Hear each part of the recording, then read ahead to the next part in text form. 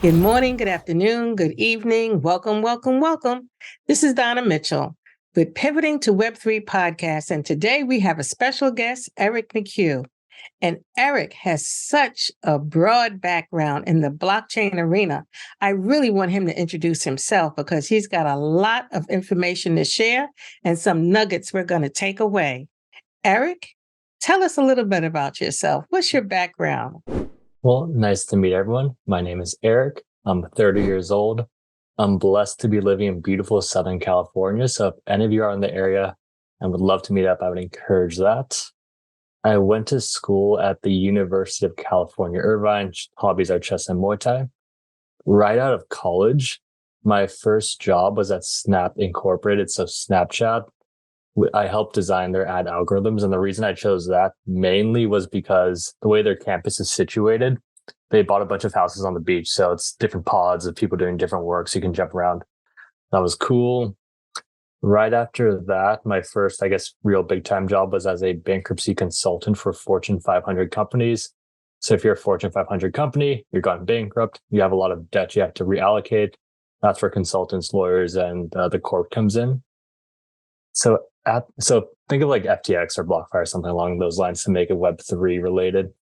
So at that point in time is when I was really diving down the cryptocurrency rabbit hole. So this is 2016. I'm reading everything I can get my hands on, all the tweets, all the podcasts like Andreas Antonopoulos, Saifedean, Stefan Livera.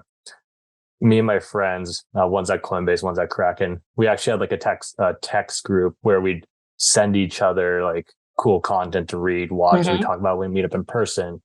We'd have sad-offs where someone would buy Bitcoins and then someone had to buy more Bitcoin, and that trend continued. But that didn't really align with the ethos of Bitcoin or Web3. So at that point in time, I quit my consulting job, started going to cryptocurrency meetups in my local area. We met the original SHOPX team, and we also launched a side platform called CartRev Paul and Lee. What that was a SaaS platform for a brand on Shopify, replaced affiliate codes. You download the app, a brand would upload their products to our system. Me or you as users would be like, oh, I like that Nike hat, I like that Adidas shirt. Add it to one single link, customer would check out, get a discount. Everyone wins. We use that knowledge to leverage into ShopX. And what ShopX is I want you to think of the Google or Apple of Web3. So we're going to be a suite of products for a brand to easily download an app and then interact with Web3 and get benefits. So my overall goal in life is to live a nice, peaceful life. I can't do that if I view the money system as being corrupt and just doesn't work for the everyday person. And so rather than onboard my mom or grandma at Christmas or Thanksgiving dinner, which I did after years, my mom's treasure, name is Lady Treasure, which I find quite adorable. I think it's better if I or ShopX onboards a major brand, like let's say Nike or Adidas, or if ShopX is working with Fox Studios, they use our technology. They deploy an NFT with e-commerce value, and then from there, their customers mint that at scale. So for a customer to mint a NFT if they want that product, that's a quick way to get a lot of people in the space really quickly. And more importantly, it's a way to get people in the space when they actually want to get people in the space. Like if you can't force knowledge on anyone. So this is a good 0 to 1 moment for all those people. Yeah, it sounds very exciting. And this isn't on the market yet, is it? So right now, ShopX is live on Shopify. So if you're a Shopify store and you want to deploy a smart contract with a no-code solution and then add e-commerce benefits, all you'd have to do is download the app, get the tokenized software licenses. And then from there, you're free to deploy as many NFT collections as you so desire. So we're live on Shopify. We're launching with WooCommerce very soon. That sounds exciting. So it sounds like at the end of the day, you've gotten an approach, a development, and everything already out there for people to really scale and utilize and create and mint NFTs. Exactly. So if you're a brand with like no experience and you wanted to create your own NFT collection, you could already do that just by downloading the ShopX app and filling out 2 simple forms. Form 1 would be deploying your own smart contract, and you only have to know what a smart contract is. All you'll see is a form with a picture for your NFT, a description, how much you want it to cost, how many NFT passes you when available. So you'd fill out all that information. And then from there, you'd create a landing page. So what a landing page is, and again, we do this all free in the backend, 2 simple forms. What a landing page is a very simple URL for your customers to then purchase the NFT from you. And we understand that we want to make it as easy as possible for brands, but more importantly for brands' customers. So as a customer, you can mint your NFT with MetaMask, Ethereum, all the normal crypto protocols. But more importantly, you can also mint with credit card because we've integrated cross mint. So how long has it been on the market? Roughly 2 years. So 2 years consistently optimizing. Okay, because I hadn't heard of it. So I'm going to try to check it out. Yeah. And I'm sure others that are listening now are going to want to check it out as well. So with the smart contracts, does it still function with the, if they were to sell the NFT, they'd make some income? Because a lot of the listeners that we have, yours and mine, probably don't know that, there's passive income with smart contracts, depending on what their utilization is. Can you explore a little bit more about that and how it impacts business or income with smart contracts you're utilizing? Yeah, I'm happy to, just because that's actually a really big point of contact for the brands we talk to.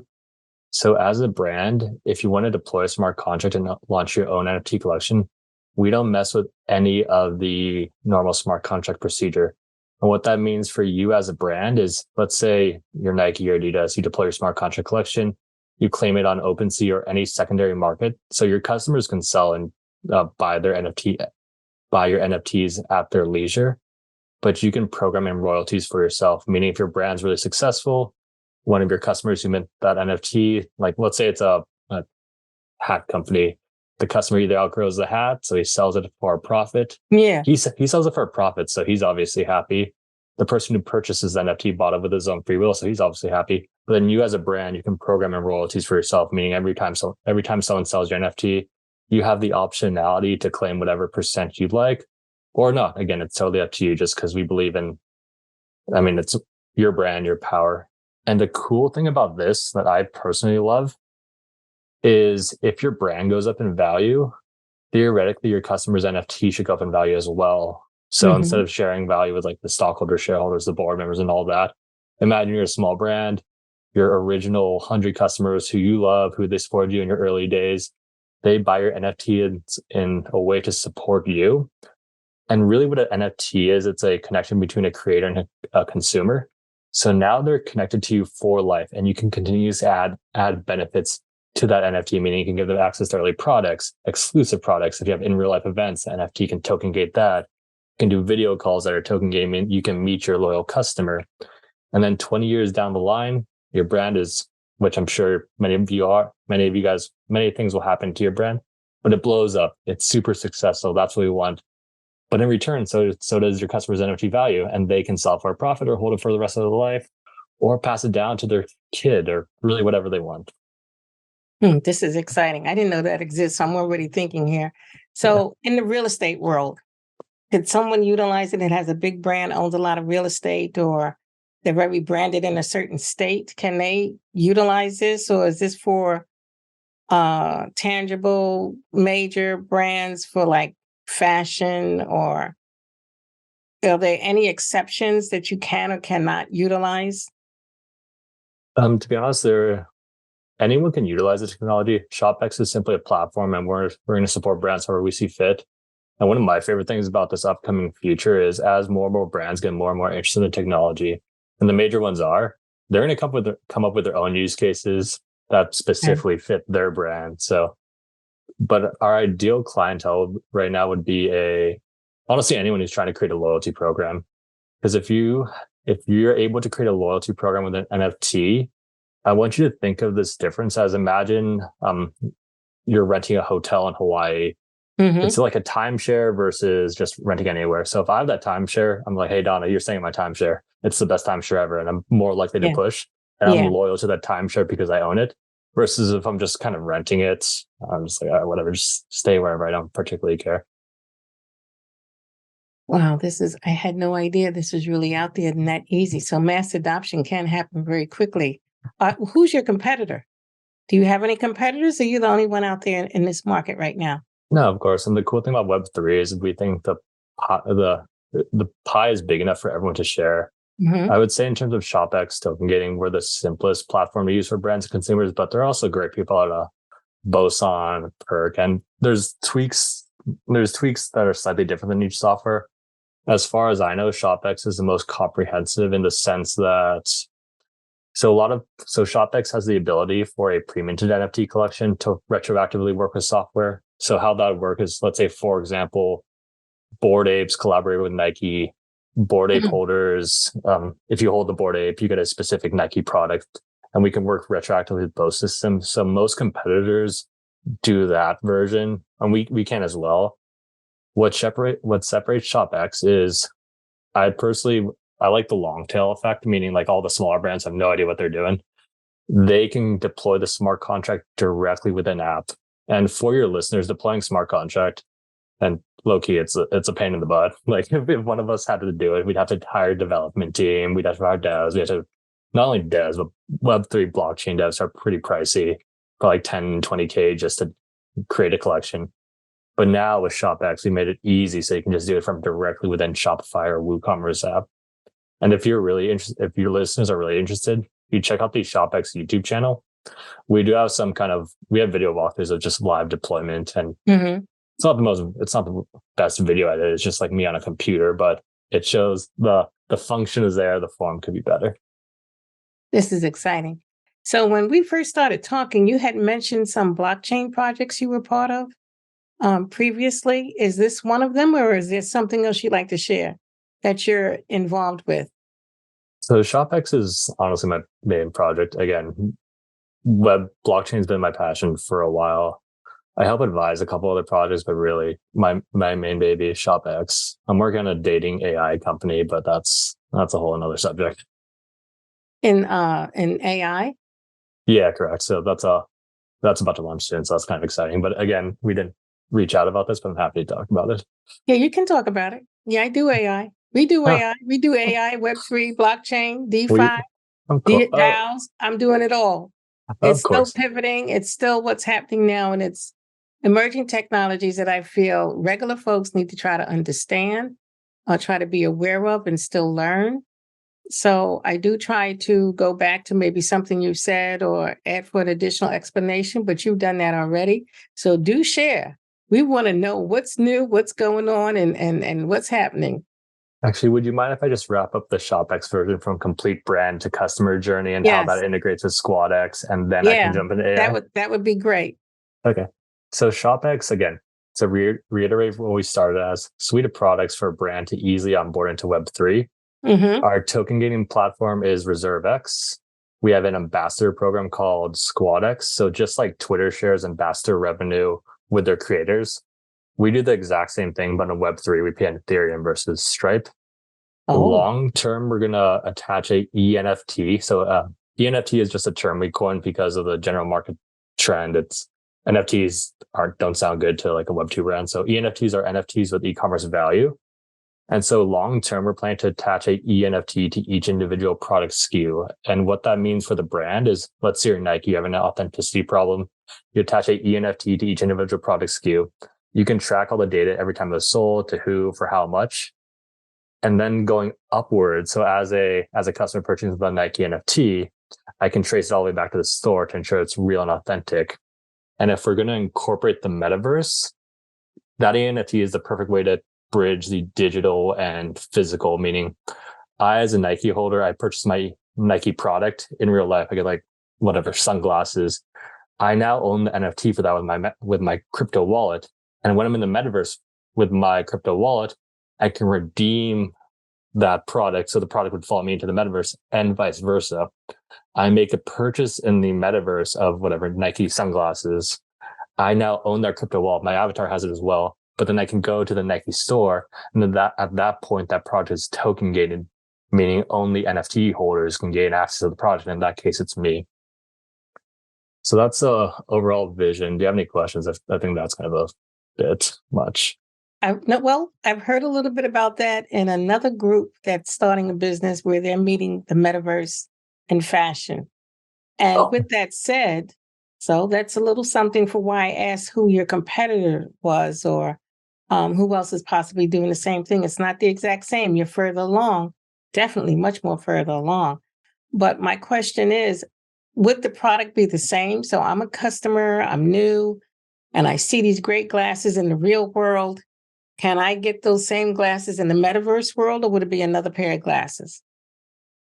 It'd be the digital version of your physical product. And there are plenty of companies, and this is why fashion is kind of ahead of the game with this.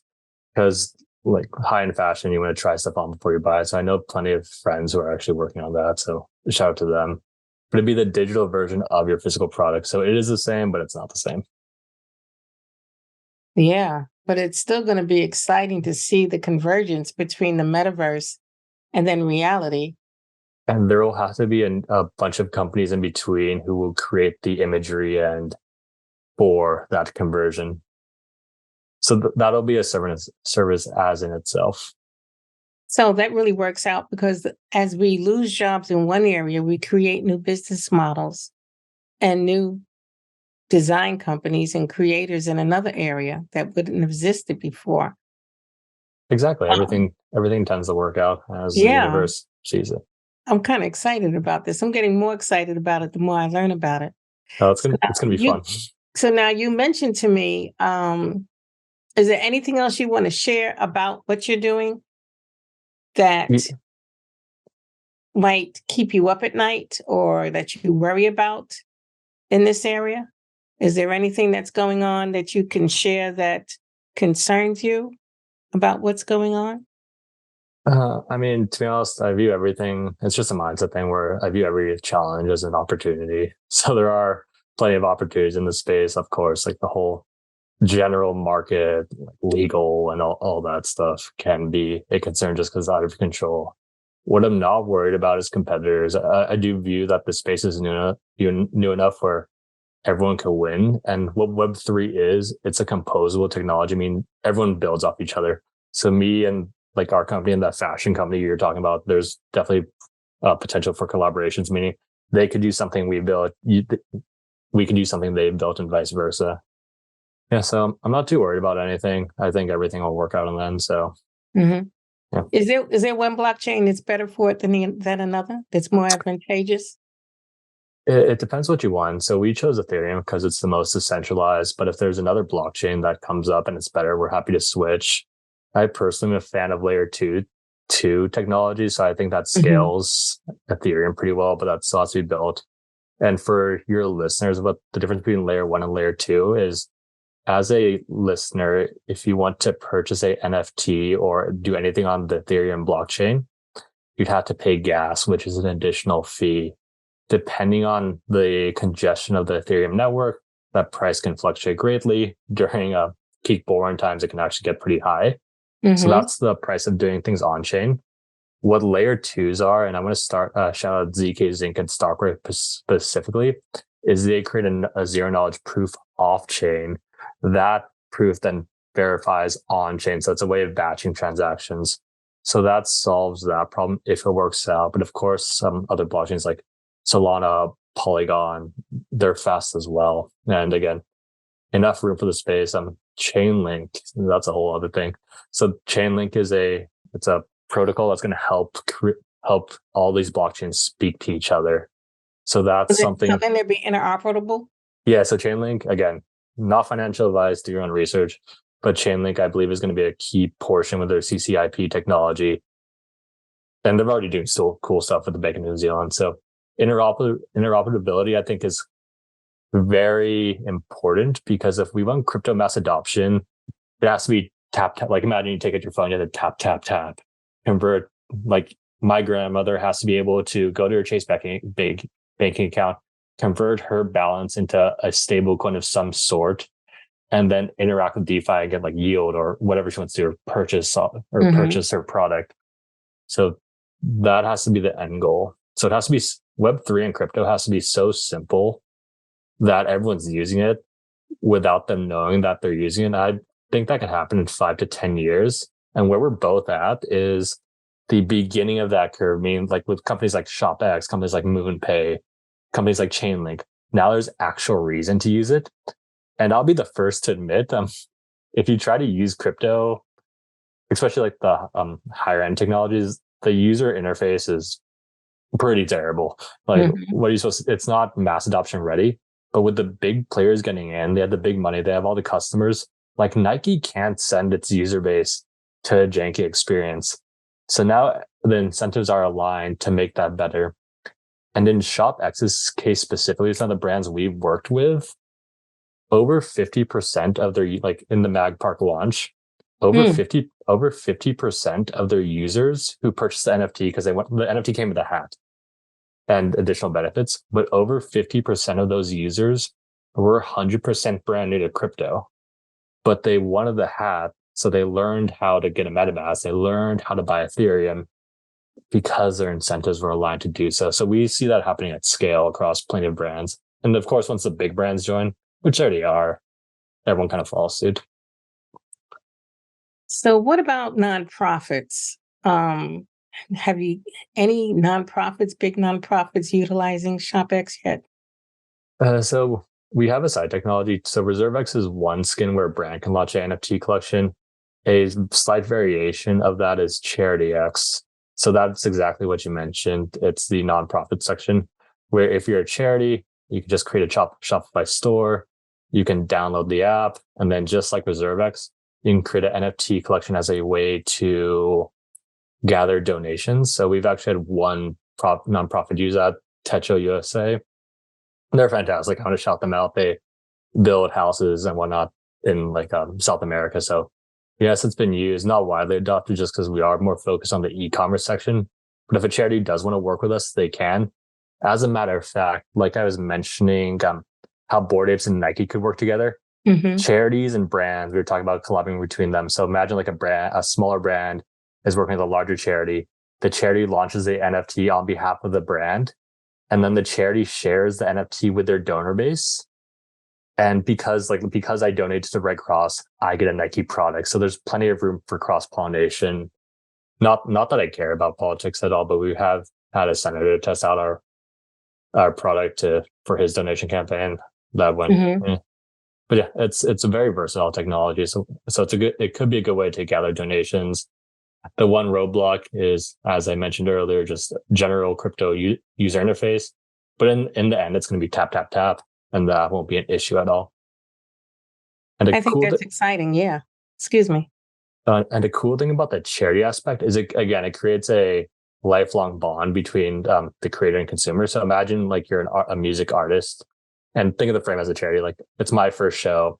You're one of my close friends. You come and support me. It's my first show. You get either a ticket NFT or you purchase an NFT to support my program. 20 years later, main stage in Coachella, like, hey, you guys are my originals. Thank you so much for your support early on. I can airdrop you whatever I want, like tickets, autographed merch, and all that stuff. Or imagine a sports game. NFTs are tickets, like Lakers when LeBron passed MJ. I was at that game. It was great.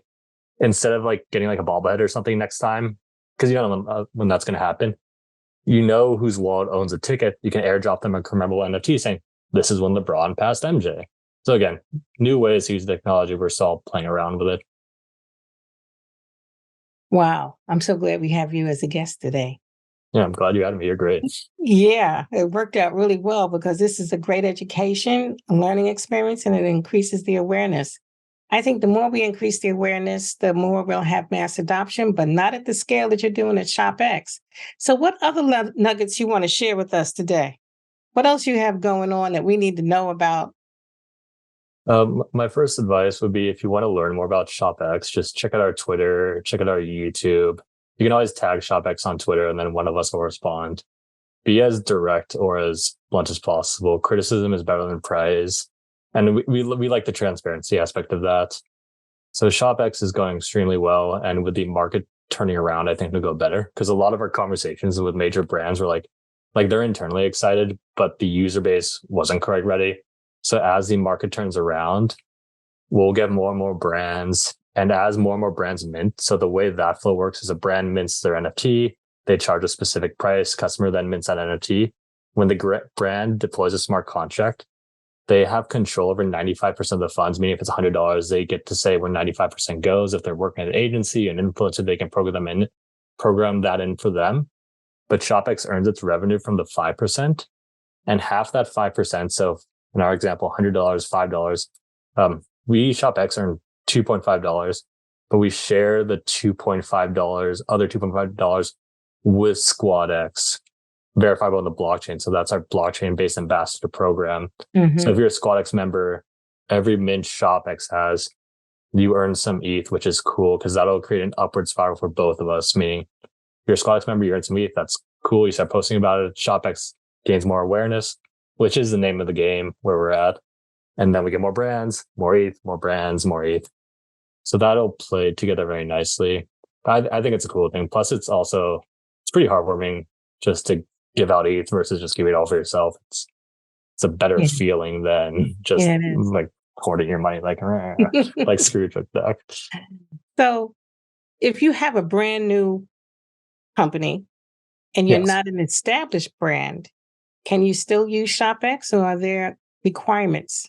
No, we've created this technology to be for the enterprise level brands like Fox Studios, New Show, Kapopolis. If you're a fan of Rick and Morty, it's the same creator. It's actually pretty funny. So if you have Crap Chicken, you get benefits like you get to vote on shows, you get early content, soon to be merch. Mag Park was our mid-sized case study, meaning like he was a hatwear brand in LA. His main issue was he's a hypewear brand. So I don't know if you know anything about that, but he'll launch a collection. Checkout bots will clear out his collection within less than a second, then resell the hats on the secondary market for 10 times the profit. And then his actual customers, because he's a good guy type of thing, where it's like he's an LA guy, he's at the LA store, he plays basketball with his customers type of thing. So he created his gold, silver, bronze style pass for his customers. Now they get first access to any potential product line he has. He has a Discord, meaning he interacts with his pass holders as well. And in real life events, that's a possibility. And to answer your question, which was, can a smaller brand use it? And I say absolutely, anyone could use it. I would say a third case study was I think we all like dogs, but his name is Husky Jackson. He's a dog on Instagram. So he didn't have obviously his human owner he didn't have a brand yet, but he had the audience. So what he did is he launched this Husky pack to A, prove his concept, and B, generate funds for his brand. And then he used the funds as a kind of Kickstarter thing to launch his product, knowing full well that people already bought it and they'd purchase the product. Wow. So this really works for charities, brands, metaverse, gamification. You can really just save a lot of time and go to ShopX. Oh yeah, gamification, absolutely. Imagine like you're in a game, you're in a guild. Each guild could have an NFT pass proving ownership in the guild. Then guild members can get specific airdrops from their guild captain. And this side is getting kind of nerdy, but then each guild member could get like specific skins for the guild, which is all NFTs.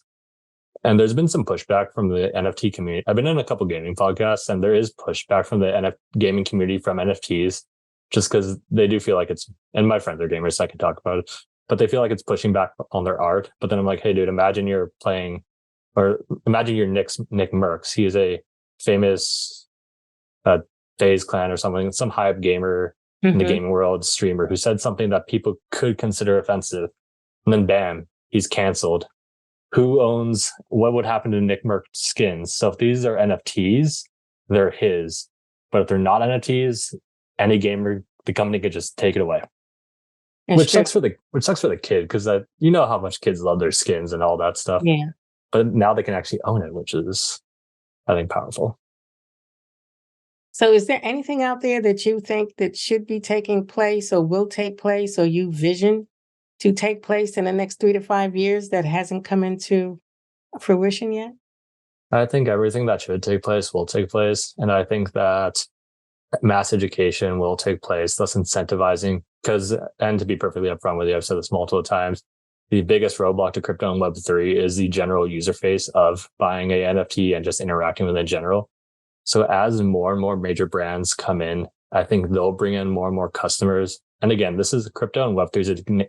The name of the game is awareness, because the technology is the future. And I think of Web 1, Web 2, and Web 3 let me just bring up an example. It's Web 1 is read only, meaning either of us could just read content on the internet. Web 2 is read and write, like this podcast, like Instagram, like YouTube, like Facebook. I can read content, or I can read your content, and you can write the content. The only issue with that is neither of us own the content. Like Instagram owns the content, they sell your data and make a bunch of money, or they can cancel you at any point in time for who knows what, for whatever reason. Web3 is read, write, and own, meaning I can create content, I can read your content, and one of us could own your content. So in the case of Nick Merckx, he was canceled for saying something, may or may not should have said that. If he had an NFT collection, he would still have his connection with his fans, could still airdrop stuff to him. And yeah. So what other areas? We were going to talk about something else, right? You've been around a few other Web3 technologies. What else do you share? So I started off in SaaS, then moved on to blockchain just because it's more interesting. I mean, SHOPX is the main thing. Some cool technologies are. I talk closely with the Link team. I talk with a couple of exchanges, trying to get things easier for them. But again, that's just more like a friend type advisor role. Right. I'm launching a dating app, a relationship app with one of my friends, or a couple of our friends. I wanted to get to, yeah. We were just testing out the QA right now. So it's dating. Think of ChatGPT for dating. So it'll match you based on your preferences on social media and like your education level and all that first on the back end. So it'll be like, hey, can you show me my top 3 matches with who went to a 4-year university? Great, here you go. Hey, can you show me my top 3 matches who are closest to me with brown hair? Oh, here you go. So we think it's a better way. So it's not like a Tinder or whatever Bumble where you just swipe on a picture's face. Like you match with the background first information. It's like, oh, isn't this so-and-so race, age, education, music taste? So imagine this, you're on Spotify, it's called dating, DATAING. So data-ing, whatever. So imagine this, you're both on. I'm going to check it out. I'm definitely going to check it out just to see what's going on. I'm trying to keep up. I've been hanging around here from the old world. I remember Fortran, COBOL. So, to still be here to talk about, SHOPX, I'm excited. So I'm just going to check it out. So how can somebody reach out to you and connect with you and get more information? What else would you like to share? The best place to get more information about SHOPX would either be our website, shopx.co, our Twitter, SHOPX Labs, or Instagram, SHOPX Labs. My personal Instagram and Twitter are Eric McHugh 0 and Eric D. McHugh. But if you want any SHOPX information, just go to our channel, watch some videos, reach out on Twitter if you have any questions, join the Discord. And my recommendation is always ask the community questions versus a team member, because we're obviously biased. But the Discord members, they're a great group of people, but they're pretty degenerate. If they don't like something, they say it, but they like something, they say it. So just, go to them. They're fantastic. Okay. Well, I'd like to thank you. Looked like you were going to say something else that I don't want to miss anything.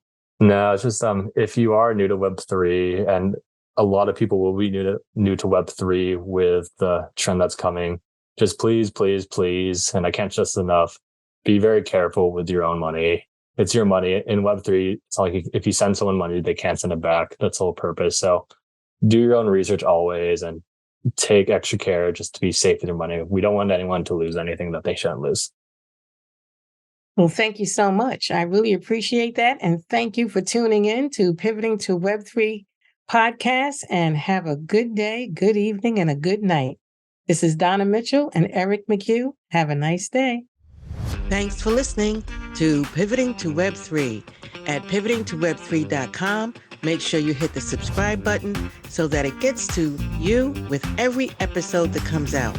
We have lots of great opportunities, limitations, and downward spirals being revealed by our guests. And thank you in advance for all your reviews and comments. I appreciate you so much. I look forward to serving you in the next week's episode.